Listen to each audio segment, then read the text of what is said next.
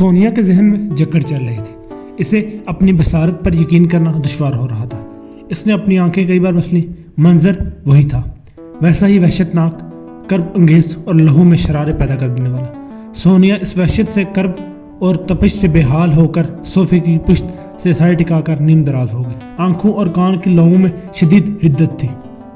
ये सब क्या हो गया है? ये सब कैसे हो गया? ये आखिर हो कैसे सकता है? इसके जहन पर एक ही सोच बार बार दस्तक दे रही थी, ये सब तो होना ही था, क्योंकि ऐसा होने की बुनियाद तो तुम ही ने फराहम की थी। इस दूसरी सोच ने इसे गोया कोड़ा रसीद किया। मैंने भला कैसे? मैंने ऐसा कब चाहा था? वो बिलबिलाकर उठ खड़ी हुई। बुनियाद तो तुम ही ने फराहम की थी, बुनियाद तो तुम ही ने फराहम की थी, बुनियाद तो तुम ही ने फराहम की थी। इसके दिमाग पर ये अल्फाज हथौड़ाजनी करने लगे। मैं एक बार बात करती हूँ अनूप से, ये सब गलत होगा, ऐसा कुछ नहीं हुआ होगा। इसने खुद गुलामी की। हमाकत तो तुम पर हतम है, आंखों देखी जुटला रही हो। एक और कोड़ा रसीद हुआ। नहीं, मुझे विश्वास है ऐसा कुछ भी नहीं हुआ होगा। मैं एक बार अनूप से बात करके देखती हूँ। यह सब यकीनन एक गलत फहमी है, संगीन गलत फहमी। सोनिया ने सर झटका और लड़खड़ाते हुए उठ खड़ी हुई। इसका रुख अनूप के कमरे की तरफ था। अनूप नहायत खुशगवार मूड में कमरे के कोने में रखे काउच पर नीम दराज था। इसकी उम्र तकरीबन 19 वर्ष के करीब, कामत कदरे मुनासिब और रंगत सुर्ख सफ़ेद थी। इसके बाल एक मशहूर कौमी अदाकार की तरह पोनी में बंधे हुए थे। उंगलियां तेजी से मोबाइल फ़ोन पर हरकत करने में मसरूफ़ थे। ये सरगर्मी मोबाइल फ़ोन पर आने वाली कॉल ने मौकूफ़ की। स्क्रीन पर चमकने वाला नंबर और नाम देखकर इसकी हल्की बुरी आंखों में चमक सी गहरी हो गई। दूसरी जानिब इसका हम राज, हम पे आला और हम नवाला अरजीत था। अनूप ने आदतन फ़ोन का स्पीकर खोल दिया। वो अक्सर अरजीत से इसी तरह ही बात किया करता था। यार कमाल कर दिया तूने, सच में कमाल ही कर दिया तूने। राब्ता होते ही अरजीत की आवाज़ सुनाई दी। देख लिया तूने वो सब? अनूप के होंठों पर मुस्कुराहट थी। हाँ, और देखते ही तुझे फ़ोन किया तो फिर कैसा लगा? भाई का कारनामा तुझे, अनूप ने तफाहुर से इस्तफसार किया। कह तो रहा हूँ कमाल कर दिया है, ये मैदान मारने से अब तुझे कोई नहीं रोक सकता, कोई भी नहीं। अरजीत गोया सर धुनने लगा। तो फिर मानता है ना भाई को या नहीं? इसने एक आसूदा अंगड़ाई लेते हुए दरियाफ्त किया। बिल्कुल करता हूँ बॉस, 100% करता हूँ, अरजीत ने हंसते हुए कहा। वैसे ही आइडिया तेरे जहन में कैसे आया? पता नहीं यार कैसे आया, लेकिन अब सोचता हूँ कि ये तो सामने की बात थी, मुझे पहले ही कोई ऐसा कदम उठा लेना चाहिए था। अनूप ने संजीदगी से जवाब दिया। चलो वो क्या कहते हैं, देर आमद दुरुस्त आमद। अब आगे का क्या प्लान है तेरा? इसने तजस्सुस से दरियाफ्त किया। आगे का प्लान ये है कि अब बहुत आगे जाना है। अब तेरे भाई को कोई रोक नहीं सकता। शाबाश मेरी जीत है, मुझे तुझ पर गर्व महसूस हो रहा है। अरजीत की बात सुनकर अनूप के होंठों पर से एक मगरूर मुस्कुराहट बिखर गई। अच्छा बात सुन, अरजीत को एकदम याद आया। वो प्रियंका ने मेरा जीना हराम किया हुआ है। कौन प्रियंका? शर्मा या डिसाई?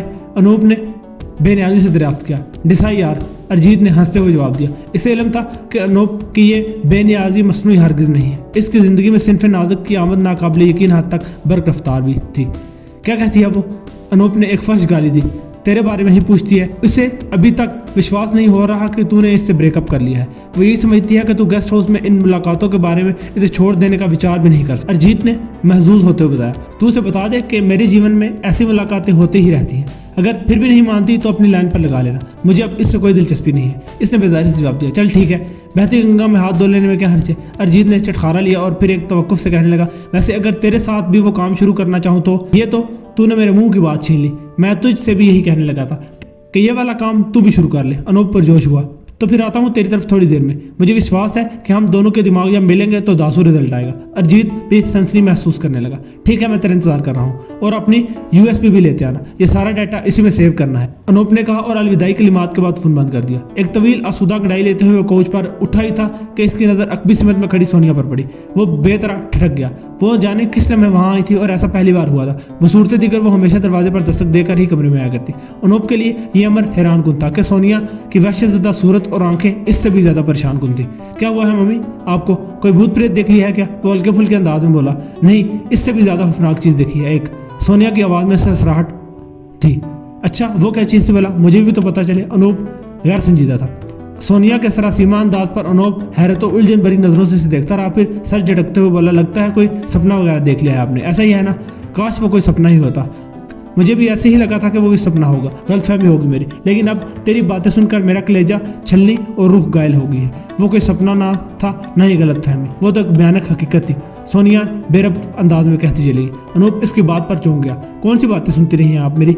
वो गुस्से से बोला। चेहरे के उजलात में एकदम सहती धार आई। ये सब क्या है? सोनिया ने एक जानिब रखा लैपटॉप इसके सामने कर दिया। ये लैपटॉप अनूप कुछ देर पहले ड्राइंग रूम में भूल आया था और सोनिया कमरे में आते ही अपने हमरा ले आई थी। अनूप ने एक नज़र इस लैपटॉप की स्क्रीन पर दौड़ाई और बेनियाजी से अपने महसूस मुंह फट अंदाज में कहने लगा, क्या है? कुछ भी नहीं है, वही जो आपको दिखाई दे रहा है। इसमें इतना ड्रामा क्रिएट करने की क्या ज़रूरत है? ये तुम सब कैसे कर सकते हो अनूप? कैसे कर सकते हो? आहिर वो हैरत और तासुफ से चिल्ला उठी। मैंने ऐसा क्या किया है भाई? ये सब तो मेरी जॉब का हिस्सा है। खुद ही तो चीख कर कहा करती थी कि कोई काम कर लो, 4 पैसे कमा लो। कब तक पिताजी पर बोझ बने रहोगे? अनूप बेजारी से बोला। तो क्या यही काम रह गया था करने के लिए? सोनिया की आवाज़ फटने के करीब थी। ये आपका सर दर्द नहीं। इसने मुंह बनाया और लैपटॉप बंद कर दिया। ये गलत है अनूप। तुम्हें क्यों समझ नहीं आ रही कि ये गलत है? आप क्यों मेरे पर्सनल में इन्वॉल्व हो रही हैं? अनूप के अंदाज में इस बार वाज़ेह बदतमीजी थी। सोनिया की पेशानी पर नील को राग उभरी। तुम्हें ये काम छोड़ना होगा, तुम ये काम बिल्कुल नहीं करोगे, इसने सख्ती से कहा। अनूप का सब्र का पैमाना लबरेज हो गया। इसने अपने काम के हक में दलाइल देने और सोनिया का रवैया गलत साबित करने के सिलसिले कलाम का आगाज़ किया तो सोनिया का वजूद लर्जिश में आ गया। इसे अपनी समात पर यकीन करना दुश्वार हो रहा था। वो तो पहले फटी फटी निगाहों से बेटे को देखती रही, फिर जब खत्म हुआ तो तैश में आगे बढ़ी और अनूप के कंधे पर धक्का मारकर कहने लगी, बस खामोश, अब एक शब्द और मत बोलना, एक भी शब्द मजीद मुंह से न निकालना। आपका दिमाग तो खराब नहीं हो गया मम्मी जी? क्यों पागलों की तरह बिहेव कर रही हैं? अनूप ने दाड़ कर कहा। वो सोनिया को बाहर सूरत कायल करना चाह रहा था। सोनिया का दिमाग उलट गया। इसने अनूप को खामोश कराने के लिए एक बार फिर से कंधे से धकेला। इस बार यह धक्का कदरे जोरदार साबित हुआ। अनूप का पांव लड़खड़ाया और वो अक्कम में रखी मेज पर जा गिरा। मेज एक छन्नाके से टूटी और किरचियां अनूप के सर में धंस गई। कुछ ही लम्हों में वहां खून का एक छोटा सा तालाब दिखाई देने लगा। अनूप के बदन ने 1-2 झटके लिए और साकित हो गया। सोनिया का वजूद भी बेहिस्सो हरकत हो गया। वो घुटनों के बल जमीन बोस हुई और दाढ़े मारते हुए रोने लगी।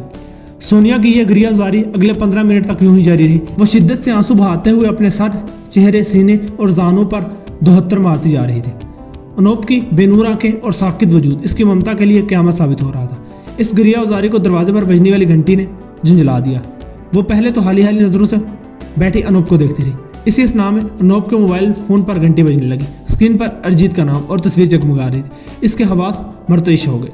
इसे एकदम याद आया कि भाई अरिजीत अनूप से मुलाकात के लिए आया हुआ है। इस ख्याल ने नजरों में अफसुर्दगी, हलिश और तड़प के रंग यकसर बदल दिए। अब वहां एक बार फिर गुस्सा और तैश हिलकोरे लेने का। वो एक झटके से उठी और बैरूनी दरवाजे की तरफ बढ़ गई। दरवाजे तक पहुंचने के लिए इसने अपना चेहरा साड़ी के पल्लू से इस तरह साफ कर लिया। खुद को हत्तुल इम्कान पर सुकून और मुतवाज़न रखते हुए इसने दरवाजा खोला तो सामने अरिजीत कानों से मोबाइल फोन लगाए खड़ा था। नमस्ते आंटी जी, कैसी हैं आप? वो इसे देखते ही तपाक से बोला, नमस्ते, मैं बिल्कुल ठीक, तुम सुनाओ। एक बार फिर इसने खुद को पुरसुकून किया। मैं एकदम मस्त, लेकिन आपकी आवाज़ क्यों भारी हो रही है? कहीं फ्लू श्लू तो नहीं होगा? इसने तशवीश से पूछा। सोनिया की आंखें वरमज़दा, दोहत्तरों से सुर्ख हुए चेहरे और बोझल आवाज़ ने यकीनन इसे परेशान कर दिया था। वो अनूप के बचपन का दोस्त है, इसलिए उसे सोनिया से काफ़ी उनसीयत थी। हाँ, बस कुछ ऐसा ही समझ लो। वो बर वक्त मुस्कुराई और अरिजीत को लिए मुख्तसर से ड्राइंग रूम में चली गई। तुम बैठो यहाँ, अनूप शावर लेकर आ रहा है। कह रहा था कि चीते से कहना थोड़ा वेट कर ले। इसने अरिजीत को महसूस और फियर से पुकारा। अरिजीत ने इस बात में सर हिला दिया और वहीं एक सोफे पर विराजमान हो गया। प्रेम अंकल कब तक लौट रहे हैं मुंबई से? फिर इसने बात बराए बात दरियाफ्त किया। 3 दिन तक शायद, सोनिया ने जवाब दिया और एक तवक्कुफ से कहने लगी, तुम बैठो, मैं तुम्हारे फेवरेट जूस लाती हूँ। अरे नहीं आंटी, रहने दें। आंटी जी, आपकी तबीयत पहले ही ठीक नहीं। वो हुलूस से बोला, कुछ नहीं होता, तुम बैठो तो सही। सोनिया मुस्कुराई और किचन की जानिब बढ़ गई। जूस बनाने के दौरान वो अपने जहन में घूमते मनसूबे पर अमल दरामद कर चुकी थी। ये अनूप किधर रह गया? आया ही नहीं अभी तक। अरिजीत ने गिलास थामते हुए दरियाफ्त किया। आता ही होगा, बस तुम ये जूस पियो ना। सोनिया ने इसरार किया। अरिजीत ने सार हिलाया और गिलास मुंह से निकाल लिया। इब्तदाई 1-2 घूंट में जायका मुख्तलिफ होने के बावजूद इसने मुरव्वत में कुछ भी कहने से गुरेज किया और बाकी जूस एक ही सांस में खत्म कर दिया। अगले ही चंद लम्हों में इसका हलक और सीना शदीद जलन की ज़द में आ चुके थे। वो अपने हलक को थामे बेतरह खांसने लगा। सोनिया बेतासुर निगाहों से ये सब देखती रही।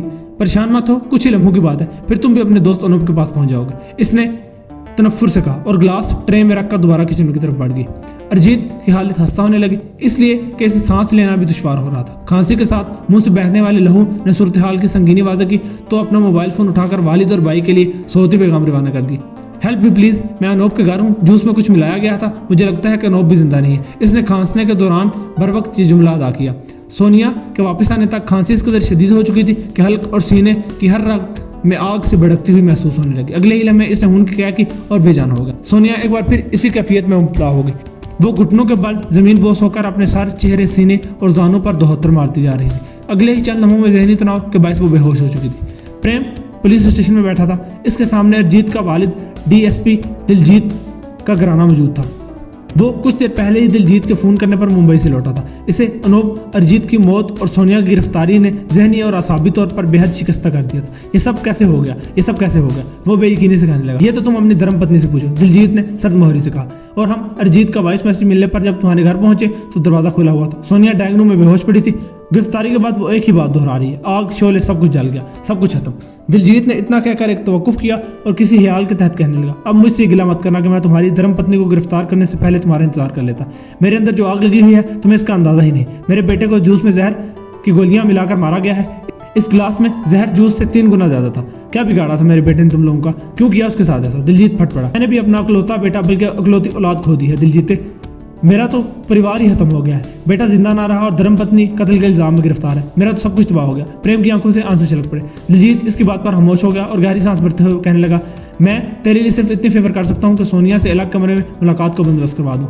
इससे एक बार पूछ तो सही कि क्यों किया इसने ऐसा। अगर ये सब करके पागलपन का ढोंग कर रही है तो मैं इसे हरगिज ऐसा करने नहीं दूंगा। हमारी दोस्ती बहरहाल पुरानी सही, लेकिन मेरे बेटे की जान से कीमती नहीं है। दिलजीत के इस दो टोक अंदाज पर प्रेम ने बोझल सांस लेते हुए इस बात में सर हिलाया और शिकस्तगी से कहने लगा, मुलाकात तो मैं इससे करना चाहता हूँ, मुझे इससे बहुत सवालात करने हैं। ठीक है, 5 मिनट बैठो, मैं कोई बंदोबस्त करता हूँ। दिलजीत अपनी कुर्सी पर उठ खड़ा हुआ। इसके ढलके कंधे और शिकस्ता चाल देकर प्रेम ने गर्व से आंखें मीच ली। प्रेम और सोनिया एक मुत्सर से कमरे में एक दूसरे के मध्य मुकाबले मौजूद थे। इन दोनों के दरमियान एक मुस्ततील चौबी मेज हायल थी। प्रेम सोनिया को चंद लम्हों तक खाली उस जहनी के आलम में देखता रहा। सोनिया की रंगत सरसों से ज्यादा जर्द और आंखें शदीद हलकों में धंस चुकी थी। कटे फटे होंठों पर जा बजा हम भी थे। प्रेम इसकी आदत से वाकिफ था कि इसे तनाव और इस तरह में अपने होंठ काटने की आदत थी। क्यों सोनी, क्यों किया तुमने ऐसा? वो बिलायर कर्ब से बोला। मजबूर थी मैं, इसने गहरी सांस लेकर आंखें मीचते हुए जवाब दिया। मजबूर? प्रेम के लहजे में शदीद इस्तेजाब दोहराया। तू मजबूर थी? अपनी इकलौती औलाद की जान लेने पर मजबूर थी? हाँ मजबूर थी, सोनिया ने साहब का अंदाज में ही जवाब दिया। ऐसी क्या मजबूरी थी सोनिया, ऐसी क्या मजबूरी थी आखिर? इसने अपनी मुट्ठियां भींच ली। तुम नहीं समझ सकते, वो बेबसी से बोली।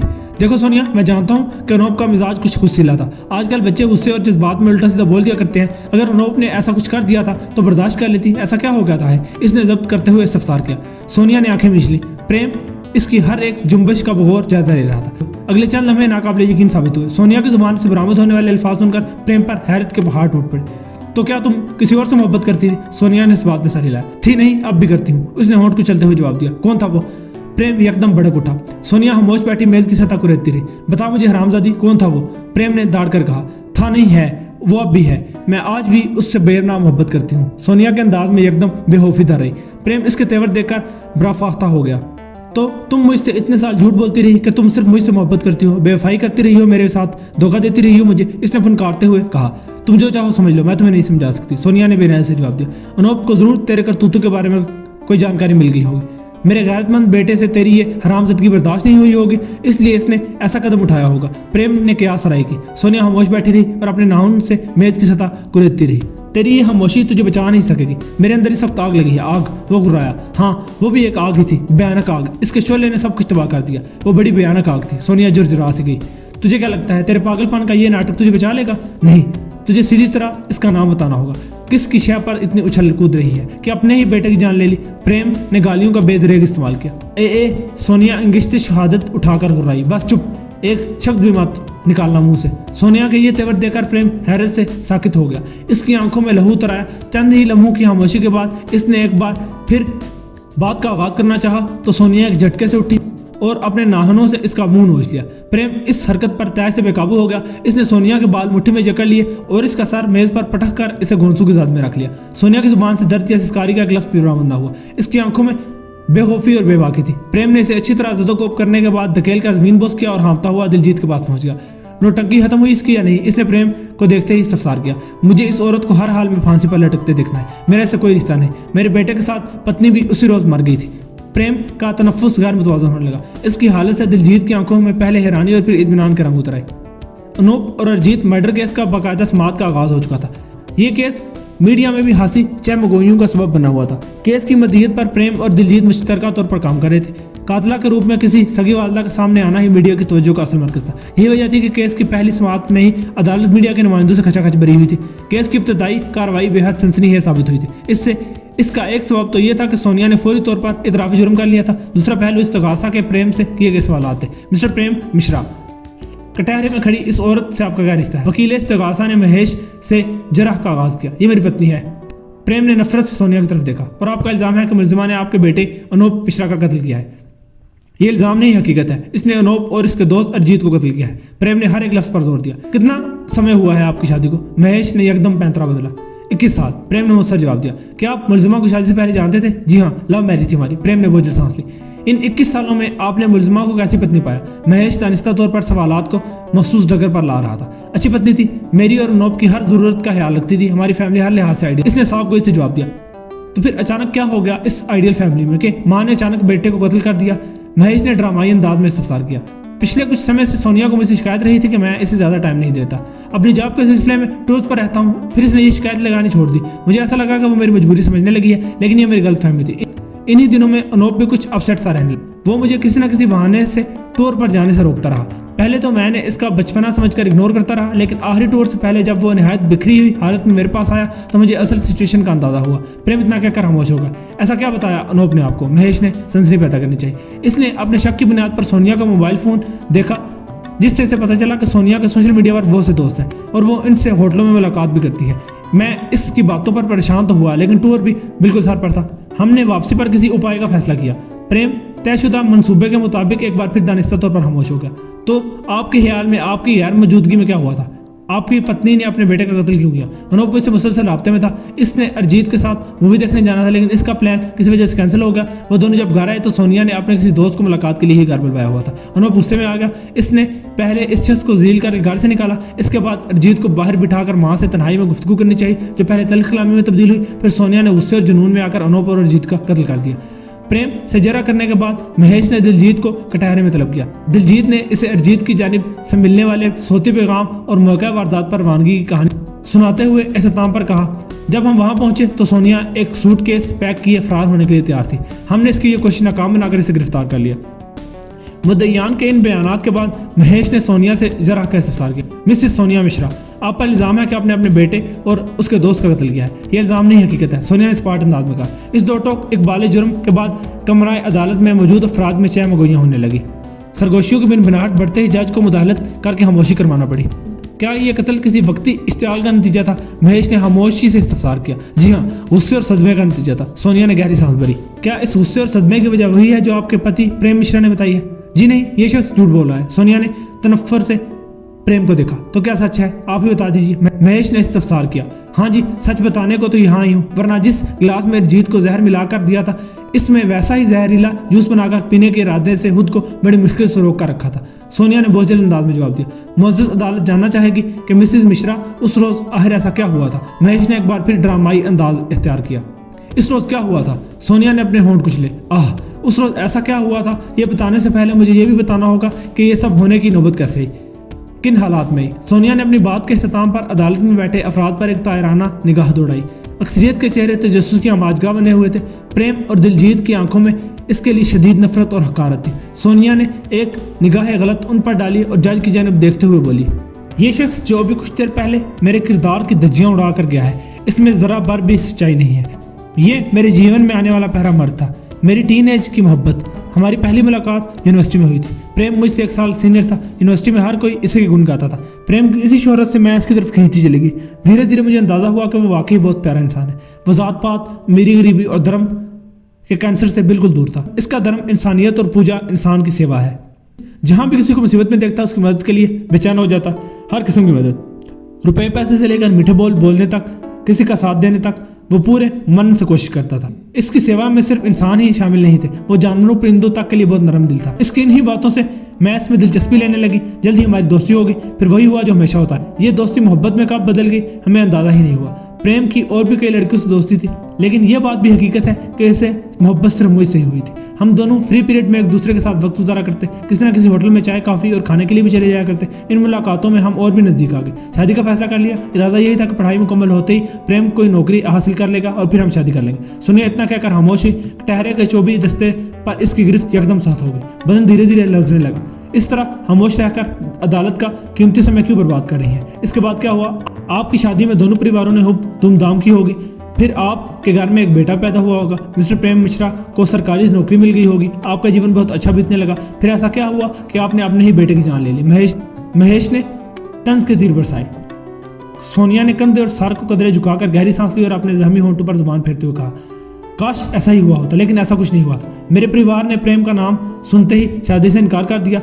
मेरी जिद, भूख, हड़ताल कुछ भी काम ना आई। वो इतना कहकर फिर खामोश हो गई। क्यों, ऐसा क्या हुआ था? आखिर प्रेम तो एक बेहतरीन इंसान था, नौकरी भी करने लगा था, आप दोनों एक दूसरे को पसंद भी करते, तो फिर कहाँ मसला था? मसला तो शुरू दिन से ही मौजूद था, लेकिन हमारी दीवानी जवानी ने इसे कभी अहमियत नहीं दी थी। सोनिया ने एक बार फिर चंद गहरी सांसें ली और एक तवक्कुफ से कहने लगी, मसला धर्म का था। प्रेम हिंदू था और मैं मुसलमान, तो इस सूरत में मेरा परिवार इस शादी के लिए कैसे मान जाता? सोनिया के इस इंकशाफ पर अदालत में बिन बिनाहट सी सरगोशियों में एकदम इजाफा हो गया। मीडिया के नुमाइंदों की आंखें सनसनी और जोश से चमकने लगी। इन्हें इस केस की सूरत में एक जबरदस्त मसालेदार पैकेज मिलता दिखाई दे रहा था। इस्तगासा और दिफा के वकला की हालत भी मुख्तलिफ न थी। दोनों ही लम्हाती तौर पर साकित हो गए थे। ऑर्डर ऑर्डर, अदालत की मर्यादा का ख्याल रखा जाए। जज ने मुदाखलत करते हुए माहौल को एक बार फिर मामूल पर लाने की कोशिश की। ये तो बहुत फिल्मी सिचुएशन हो गई है। महेश मुस्कुराया। हाँ, फिल्मी ही थी, और सच बताऊं तो इस वक्त दिल दिमाग पर बहुत ही फिल्मों का भूत सवार था। हमारी फिल्मों में नई नस्ल की यही ब्रेन वॉशिंग तो की जाती है कि प्यार एक अनमोल चीज़ है, इतनी अनमोल कि इस संसार में हर किसी को नहीं मिलती। ये दौलत सिर्फ खुशनसीबों को ही मिल पाती है। जब दो इंसान एक दूसरे से मोहब्बत करने लगे तो इन्हें हर किस्म की कठिनाई का सामना करना पड़ता है, लेकिन सच्चे प्रेमी दुनिया से डरते नहीं, ना ही इन कठिनाइयों से घबराते हैं। प्यार पर पहरा लगना भी खुशनसीबी ही होती है, क्योंकि इससे जज्बा और भी गहरा होता है।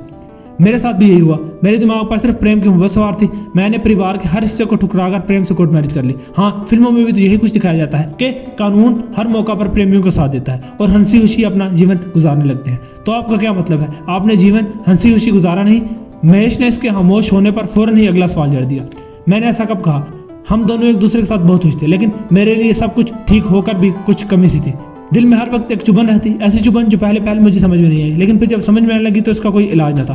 प्रेम एक सेक्युलर इंसान था। इसके जीवन में धर्म, पूजा पाठ की कोई अहमियत न थी, लेकिन मेरा हिसाब तो कुछ और ही होता था। मैं पूरी ना सही लेकिन दिन में 2-3 नमाजें तो पढ़ ही लिया करती, कभी कभार कुरान भी पढ़ लेती, रमजान आता तो रोजे भी रख ली जाते। शादी के बाद मुझे ये सब करने में एक डर सा महसूस होने लगा। कैसा डर? क्या आपके पति ने आपको कभी ऐसी बात पर रोका था? महेश ने सवाल किया। नहीं, पाबंदी तो कभी नहीं लगाई। शादी के पहले हम दोनों में यही तय हुआ था कि हमारे दरमियान धर्म का कोई मसला नहीं बनेगा। प्रेम को ये फैसला निभाने में कोई दिक्कत नहीं हुई, लेकिन मुझे बेचैनी रहती थी। कई बार दिल में ख्याल आता कि एक बार कुरान खोलूं, लेकिन वहाँ कुरान कहाँ था। कई बार दिल में चलता कि नमाज पढ़कर सजदा करूं, लेकिन फिर एक खौफ और झिझक आने लगती। कभी ख्याल आता कि मुझे ये बात करते देखकर प्रेम नाराज ना हो जाए, इसके दिल में कहीं ये ना ख्याल पैदा हो जाए कि मैं इस शादी से खुश नहीं हूँ। इसे खुश करने के लिए मैंने हिंदी जुबान पर मुकम्मल तौर पर अबूर हासिल कर लिया। अपनी फैमिली को तो छोड़ ही चुकी थी, अब प्रेम के अलावा और मेरा कौन था? आज सोचने बैठूं तो ऐसा लगता है कि शायद वो मेरी ही सजा थी। मैं चाहकर भी अपनी वो कमी पूरी नहीं कर पा रही थी। यह हलिश और चुभन हर लम्हा मेरे साथ रही। कोई दिन ऐसा नहीं गुजरा जब ये ख्याल जहन में आता कि हमारी फिल्में और कल्चर अधूरा सच क्यों दिखाते हैं। अपने जड़ों से कट कर रह जाना इतना आसान तो नहीं होता जितना दिखाया जाता है और जाहिर किया जाता है। कई लोग मुझ जैसे भी तो होते हैं जिनका हाल धोबी के कुत्ते जैसा होता है, जो घर के रहते हैं ना गाड़ के रहते हैं। हाँ, मैं इतने बरसों तक धोबी का कुत्ता ही थी। मेरी नई जिंदगी मेरी अपनी चॉइस थी, लेकिन दिल में माँ बाप, बहन भाई और मजहब से दूरी डंग मारा करती थी। बस इसी कश्मकश में जिंदगी बीतती गई। प्रेम और मैंने आइडियल जिंदगी गुजारी। अनूप को बेहतरीन तालीम दी, लेकिन तरबियत नहीं दे सके। वैसे देते भी कैसे? हम दोनों ही हाली थे, अधूरे थे। फर्क बस इतना था कि मुझे इस चीज का हर पल एहसास था, लेकिन प्रेम इस एहसास से कोसों दूर था। हम दोनों हाली थे, बंजर थे, तो इसे कैसे संवार पाते? एक सेक्युलर घराने का लड़का तालीमी इदारों में पढ़कर वही कुछ कर पाता है जो उसने किया। गलती तो मेरी ही थी, बुनियाद तो मैंने ही मुहैया करनी थी। इस रोज क्या हुआ था? मिस सोनिया, अनूप ने ऐसा आखिर क्या किया था जो नौबत यहाँ तक आ पहुंची? महेश ने बेचैनी से दरियाफ्त किया। सोनिया ने अजियत और कर्ब से आंखें मीच ली। पर्दे सिर पर वो लम्हात उजागर हो गए जब इसने अनूप का लैपटॉप किसी काम के लिए खोला। इसके डेस्कटॉप में अनूप नाम का एक फोल्डर मौजूद था जिसे न्यूज़ प्रोजेक्ट का नाम दिया गया था। सिवाय इत्तेफाक के इस फोल्डर पर कोई पासवर्ड मौजूद नहीं था। सोनिया ने तजस्सुस से मगलूब होकर वो फोल्डर खोल लिया। अगले ही लम्हे इस पर क़यामत टूट पड़ी। इस फोल्डर में ऐसा क्या था? महेश ने सवाल किया। कुछ ऐसा मटेरियल मौजूद था जो इसने किसी इंटरनेशनल मुकाबले में भेजना था। वो इतना कहकर खामोश हो गया। कैसा मटेरियल? महेश भी शदीद सनसनी महसूस करने लगा। मेरे मजहब और इस हस्ती का अपमान था जिससे मैं दुनिया में सबसे ज्यादा प्यार करती हूँ। सोनिया ने अपने अंगूठे और अंगेश्ते शहादत से मखसूस अंदाज में अपने होंठों और आंखों से मस किए। महेश चंद लम्हों के लिए खामोश हो गया। कमरा अदालत में एक अजीब सा सुकूत तारी हो गया। प्रेम के चेहरे और आंखों में तनफ्फुर शदीद तर हो गया। इस किस्मत में सोनिया से मुलाकात के दौरान इससे कहे गए चंद अल्फाज गूंजे। अनूप ने मेरी मोहब्बत, मेरे इश्क का अपमान किया था। प्रेम को इस वक्त समझ में नहीं आया था कि इसका इशारा किस जानिब है। इस लम्हे असल हकीकत से आशनाई ने इसका तनफ्फुर सवातर कर दिया। दिलजीत का चेहरा भी तैश और तनफ्फुर से मसख दिखाई देने लगा, लेकिन सोनिया को किसी की परवाह नहीं थी। अच्छा, तो इसका ये मतलब हुआ कि अनूप ने अगर तुम्हारी मोहब्बत का अपमान किया तो क्या तुम्हें इसे कत्ल कर देने का लाइसेंस मिल गया? दुनिया के किस कानून में लिखा है ये? महेश ने तंदुही से दरियाफ्त किया। वो लम्हा भर में अहलाको अदाब से तजावुज कर गया था। तो इस इंटरनेशनल मुकाबले के करता दरताओं और इसमें हिस्सा लेने वालों को ये लाइसेंस किसने दिया? सोनिया ने दुबदू जवाब दिया। मैं अनूप से यही सवाल करने के लिए गई थी कि इसे ऐसा करने का हक किसने दिया। मैं इसे समझाने गई थी कि दुनिया के हर मजहब और इससे जुड़ी हुई मुकद्दस हस्तियों की इज्जत करना इंसान का पहला फर्ज। मैं इसे ये याद दिलाने के लिए गई थी कि हम सेक्युलर स्टेट में रहते हैं और यहाँ रहते हुए ऐसी कोई भी हरकत करना मुनासिब नहीं जिससे रियासत के नाम पर दबाए। लेकिन अरजीत से इसकी बातें सुनकर मेरे कदमों तले जमीन ही निकल गई। सेक्युलर स्टेट में रहने वाला और लामजहब वालिदैन का वो लड़का अपने अंदर सिर्फ इस एक मजहब के लिए इतनी नफरत लिए बैठा था कि वह अरजीत के साथ प्लान कर रहा था कि इस प्रोजेक्ट को मजीद आगे कैसे बढ़ाया जा सके। मुझे इनकी बातों से अंदाजा हुआ कि वो इस इंटरनेशनल मुकाबले में पर्सनल लेवल पर भी बहुत प्रोजेक्ट जारी रखेंगे। मुझे अपने सामने बहुत भयानक शोले दिखाई देने लगे। मैंने अनूप को बड़ी मोहब्बत से ये समझाने की कोशिश की कि वो गलत कर रहा है। दुनिया का कोई भी मजहब हमें दूसरे मजहब की यूं इंसल्ट करने की इजाज़त नहीं देता। लेकिन अनूप के अंदर इतना जहर भरा था कि सोनिया की लर्जिश इस कदर बड़ी कि वो अपनी बात मुकम्मल ही ना कर सकी। इसकी टांगें बंधन का बोझ सहारने से कासिर हो गई। इसकी इस कैफियत को बोर देखते हुए हाज़रीन अदालत को अंदाज़ा ही ना हो सका कि पिछली कतार से दरमियानी उम्र का एक शख्स गैर महसूस अंदाज में कमरा अदालत से बाहर चला गया। वो सभी दम खुद से सोनिया की जानिब सिलसिला कलाम के दोबारा से आगाज़ का मुंतज़िर थे। वो अपना जहर शब्दों में डालता रहा। इसी लम्हे मुझे ऐसा लग रहा था कि कोई मेरे कानों में शीशा उंडेल रहा है। ज़मीन फट रही थी ना आसमान टूटकर मुझ पर गिर रहा था। मैंने इसे रोकने और खामोश करवाने के लिए धक्का दिया। इसका पाँव रपट गया और वो सोनिया इस बार भी अपनी बात मुकम्मल न कर सकी। और अरजीत इसे क्यों मार दिया? महेश ने तंदुही से दरियाफ्त किया। अदालत में सनसनी शदीद तर हो चुकी थी। प्रेम की निगाहों में मुकम्मल अजनबियत और दिलजीत के लिए हर एक अंदाज में तैश की कैफियत थी। इसका बस नहीं चल रहा था कि वो सोनिया को इसी लम्हे सफाई हस्ती से मिटा दे। इन दोनों की टेलीफोनिक गुफ्तगू से अंदाजा हुआ था कि अरजीत भी अपने धर्म से मुंह मोड़कर एथियस्ट बन चुका है। इसके लिए भी किसी धर्म की कोई इज्जत अहमियत नहीं थी। अरजीत भी अपने इस प्रोजेक्ट को मजीद नए अंदाज में आगे बढ़ाना चाहता था। इसने अपनी लर्जिश पर काबू पाते हुए मुझसे कहा। महेश के कोई भी सवाल करने से कबल समाअत का मुकर्रर वक्त खत्म हो गया। जज ने अगले हफ्ते की तारीख देकर अदालत बर्खास्त कर दी।